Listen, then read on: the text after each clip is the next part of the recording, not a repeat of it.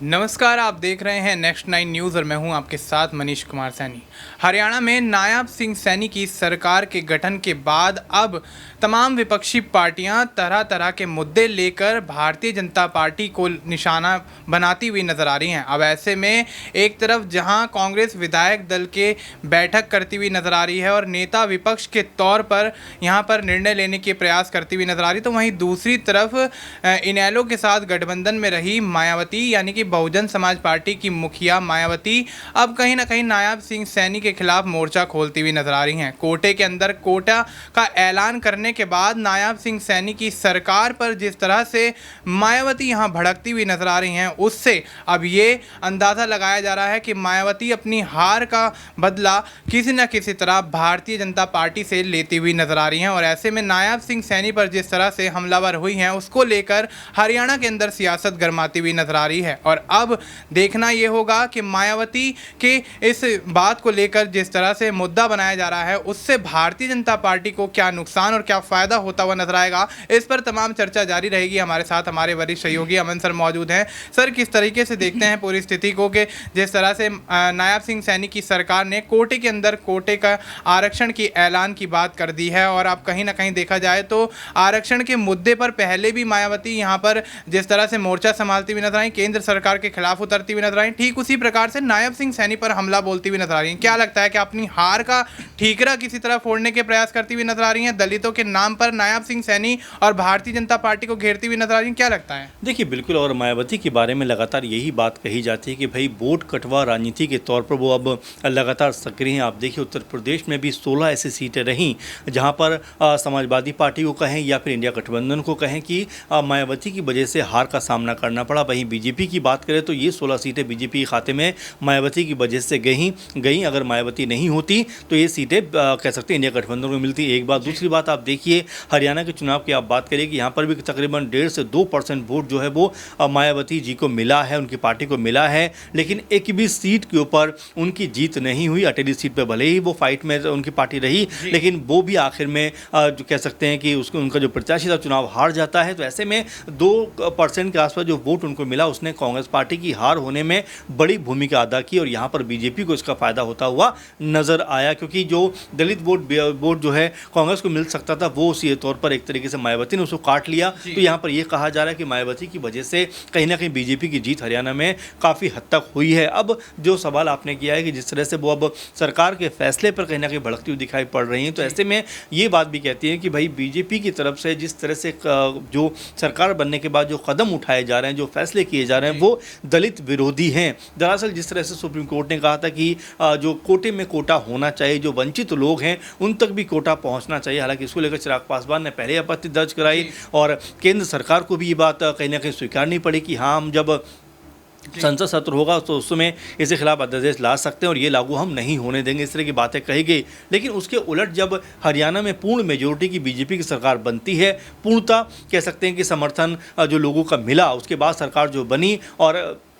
शपथ ग्रहण समारोह के बाद जो पहला कदम है नायब सिंह सैनी की तरफ जो उठाया गया, वो ये उठाया गया कि भाई आरक्षण को हम अपने यहाँ लागू करेंगे, यानी कोटे में कोटे का जो प्रावधान को कोर्ट की तरफ से दिया गया है उसको हम अपने राज्य में लागू करते हुए नजर आएंगे। और इसको लेकर बाकायदा उन्होंने कैबिनेट की मंजूरी भी ली है और ये कहा गया कि तकरीबन 36 जातियाँ ऐसी हैं जिनको 10% और बाकी की जातियों को 10%, यानी कि दोनों ही तरफ अगर देखा जाए तो आधा आधा बांट दिया गया है। अब इसको लेकर मायावती कह रही हैं कि ये दलित विरोधी है, दलित को दलित से लड़ाने का प्रयास है। बीजेपी जिस तरह से कदम उठा रही है, ये कदम जो है बहुत बड़ा घातक जो कह सकते हैं कदम हो सकता है, क्योंकि अगर दलित ही दलित के खिलाफ खड़े हो जाएंगे तो आपस में तनातनी का माहौल बनता हुआ नजर आएगा। इसीलिए लगातार इस पूरे के पूरे मामले को लेकर खलबली मची हुई है। इससे पहले भी आपने देखा कि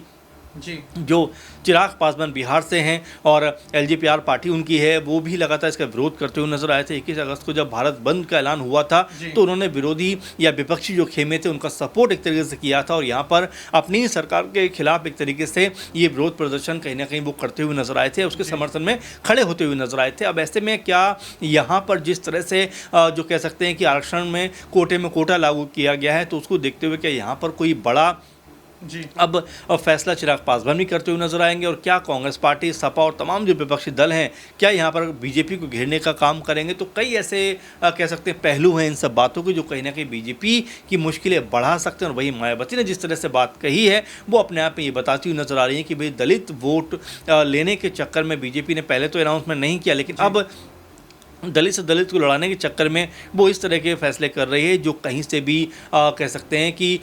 ऐलान किए जाने के योग्य नहीं है। इसीलिए तमाम तरह के आरोप वो बीजेपी के ऊपर लगाती हुई दिखाई पड़ रही हैं। जी बिल्कुल। तो अब ऐसे में दलितों के मुद्दे को उठाती हुई जिस तरह से मायावती दिख रही है, उसमें कहीं ना कहीं अब चिराग पासवान भी एंट्री करते हुए नजर आ सकते हैं और साथ ही समाजवादी पार्टी के मुखिया अखिलेश यादव भी एंट्री करते हुए नजर आ सकते हैं। यानी कि सीधे तौर पर कहा जाए तो इंडिया गठबंधन के जितने भी सहयोगी दल हैं वो अब कहीं ना कहीं नायब सिंह सैनी और भारतीय जनता पार्टी के इस फैसले से कहीं ना कहीं इत्तेफाक रखते हैं और उसके चलते कहीं ना कहीं उनको घेरते हुए नजर आ सकते हैं। जिस तरीके से सर ने पूरा सिनेरियो समझाया कि 21 अगस्त को जब भारत बंद का ऐलान किया गया था तो उसमें चिराग पासवान यहां पर समर्थन देते हुए नजर आए थे और तमाम एनडीए के सहयोगी दल यहां पर कहीं ना कहीं समर्थन मायावती को देते हुए नजर आए थे और केंद्र सरकार के खिलाफ खुले तौर पर यहां पर बोलते हुए नजर आए थे, मोर्चा खोलते हुए नजर आए थे। तो स्थिति साफ है कि अब कोटे में कोटा और आरक्षण की बात जिस तरह से नायब सिंह सैनी करते हुए नजर आ रहे हैं उससे कहीं ना कहीं आगामी समय में उनकी मुश्किलें बढ़ती हुई जरूर नजर आ सकती हैं। लेकिन मायावती जिस तरह से बेबाकी से बोलती हुई नजर आ रही हैं, अब उसको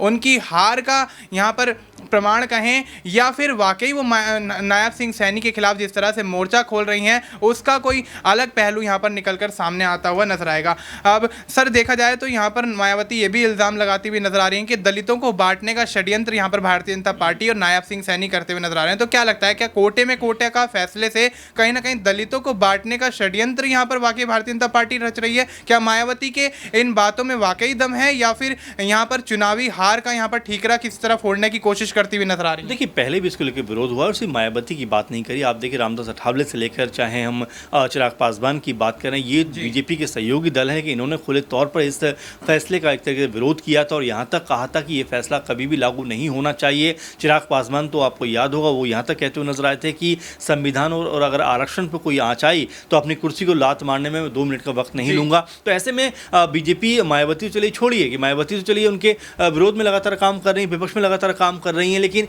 यहाँ जो सहयोगी दल बीजेपी के हैं वही इस पूरे के पूरे कानून से इत्तेफाक नहीं रख रहे हैं, पूरे के पूरे इस प्रोसेस से इत्तेफाक नहीं रख रहे हैं। तो जाहिर सी बात है कि बीजेपी के लिए मुश्किलें बनती हुई नजर आएंगी। अब ऐसे में चिराग पासवान जो कि लगातार इसके ऊपर पहले बोलते रहे हैं, अब उनका क्या स्टेटमेंट निकल कर सामने आएगा ये देखने वाली बात होगी। और साथ में रामदास अठावले, क्योंकि महाराष्ट्र में चुनाव भी है और यहाँ पर रामदास अठावले इस ऐलान के बाद क्या कुछ कहते हुए नजर आएंगे, क्योंकि उन्होंने भी खुले आम इसका विरोध किया था कि ये सब चीज़ें नहीं होनी चाहिए, क्योंकि अगर आरक्षण में आरक्षण होगा या कोटे में कोटा होगा, आरक्षण में वर्गीकरण होगा तो कहीं ना कहीं आपस में आप जो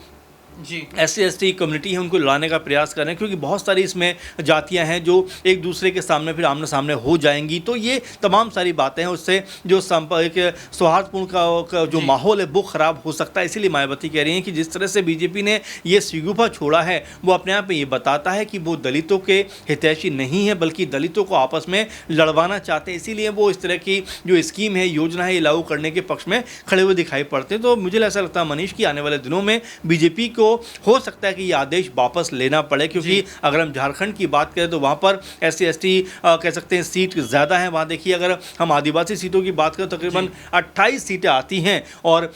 पिछले चुनाव में 28 में से 26 सीटें कांग्रेस पार्टी और JMM को मिली। तो यहाँ पर अगर बीजेपी ने ये लागू किया और इसकी आँच अगर या इसकी हवा अगर झारखंड तक पहुँची तो बीजेपी के लिए मुश्किल हो सकती है। इसके अलावा महाराष्ट्र का हम देख रहे हैं, अगर वहाँ पर भी बीजेपी का जो माहौल बन रहा है, अगर ये सब चीज़ें वहाँ पर भी पहुँची और तमाम तरह से अखिलेश यादव हों, चाहे राहुल गांधी हों या और तमाम बाकी नेता वहाँ पर जाकर एक माहौल बनाते हुए दिखाई पड़ रहे हैं, तो ये कहीं ना कहीं बीजेपी के खिलाफ जाता हुआ मुझे ऐसा लगता नजर आएगा। इसीलिए हो सकता है कि आने वाले दिनों में इसके ऊपर पुनर्विचार हो और ये चीज़ जो है हरियाणा में लागू ना हो। जी बिल्कुल। तो अब ऐसे में मायावती जिस तरीके से कोटे में कोटा का विरोध करती हुई नजर आ रही है, नायब सिंह सैनी और भारतीय जनता पार्टी के खिलाफ खुलकर यहाँ पर मोर्चा खोलती हुई नजर आ रही हैं, तो अब ऐसे में भारतीय जनता पार्टी को इसका कितना नुकसान उठाना पड़ सकता है, क्योंकि झारखंड और महाराष्ट्र में भी चुनाव है, उसके बाद दिल्ली में भी चुनाव है। तो कहीं ना कहीं भारतीय जनता पार्टी आरक्षण के मुद्दे को लेकर चुनाव में यहाँ पर फंसती हुई नजर आ सकती है और अगर ऐसा होता है तो वाकई भारतीय जनता पार्टी को इस फैसले को लेना कहीं ना कहीं